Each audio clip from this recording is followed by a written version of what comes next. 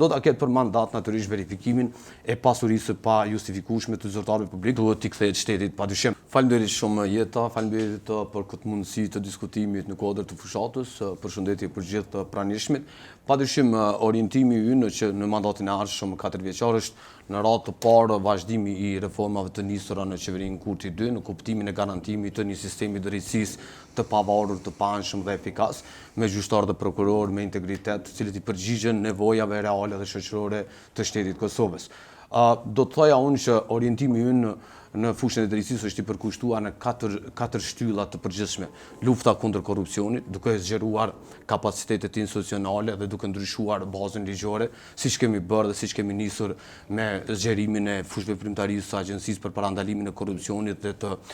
fushës së deklarimit të pasurisë të dhuratave, por në anën tjetër funksionalizimi i byros për verifikimin dhe konfiskimin e pasurisë së pajustifikueshme, si një nga zotimet tona, por të njëjtën kohë si një nga nevojat shoqërore dhe institucionale në Kosovë për të adresuar një fenomen që për bindjen tonë e ka kryer interesin publik dhe pasurinë publike nga zyrtarët e lartë, duke përvetësuar pasurinë publike dhe duke shndruar në pasuri private. Kjo pasuri e pajustifikueshme nëpërmjet byros që duhet të funksionalizohet dhe unë besoj që në fillim të vitit ardhshëm edhe do të funksionalizohet, do ta ketë për mandat natyrisht verifikimin e pasurisë pa justifikueshme të zyrtarëve publik dhe ajo pasuri e cila nuk justifikohet dot duhet t'i kthehet shtetit padyshim. Segmenti 2 do të thoja unë është reformat në sistemin e drejtësisë në 2 drejtime. E para në Këshillin Prokurorial të Kosovës, duke